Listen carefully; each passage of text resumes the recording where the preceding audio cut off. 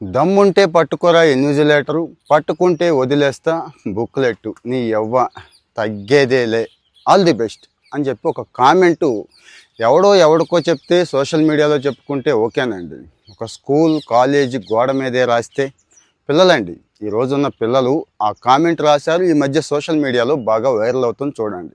పిల్లాడు cinema dialogue చెప్పాడు కదా అని చెప్పి మురిసిపోతాం, అక్కడి వరకు ఆగిపోతే మంచిదే. కానీ ఆ సినిమాలో ఉన్న డైలాగ్స్ని ఫాలో అవుతే ఈ మధ్య ట్రెండ్ మీకు తెలిసిందే కదా. నేను ఏ హీరోని కామెంట్ చేయట్లేదు, కానీ వాళ్ళు చేస్తున్న రోల్స్, ఎందుకంటే వాటికి బాగా అట్రాక్ట్ అవుతాం కాబట్టి నెగిటివ్ రోల్స్, విపరీతమైన నెగిటివ్ రోల్స్, పచ్చి కూనీకోరులు, దొంగలు, ఇలాంటి వాళ్ళని మంచి హీరోలుగా చూపిస్తూ మంచి మంచి మసాలా వేస్తూ మంచి డైలాగ్స్, మంచి బాడీ లాంగ్వేజ్, మంచి యాక్షన్ పండిస్తున్నప్పుడు ఆటోమేటిక్గా దానికి అట్రాక్ట్ అవుతున్నారు. పెద్దవాళ్ళే అవుతున్నారు, పిల్లల దాకా ఎందుకు.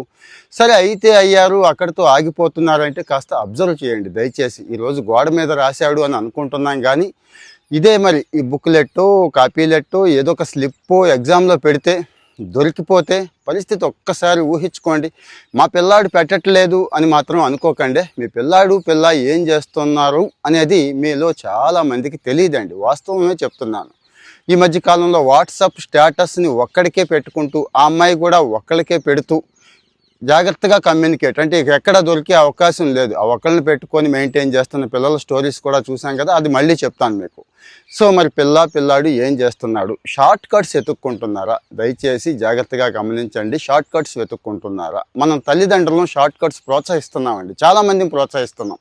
అరే అంతేం కష్టపడతావులే, ఇదిగో ఇది షార్ట్ కట్, ఎగ్జామ్ ఈ రకంగా రాసాయి, ఈ రకంగా గెంటుకొచ్చేసాయి, ఈ రకంగా మార్కులు తెచ్చేసుకో, ఇలాంటివి చాలా తల్లిదండ్రులు ప్రోత్సహిస్తున్నారండి. నాకు కూడా కొన్ని ఎగ్జాంపుల్స్ తెలుసు. కొన్ని యూనివర్సిటీలు ఈ కాలంలో టెస్టులు స్టార్ట్ చేస్తూ ఉంటాయి కదా, ఇంట్లోనే ఆన్లైన్ పెడుతూ ఉంటాయి. అంటే వాళ్ళ ర్యాంకింగ్ కోసం అన్నట్టు, ఆ ర్యాంక్ బేస్డ్ వాళ్ళకి అక్కడ అడ్మిషన్ ఇస్తారు ఇంజనీరింగ్.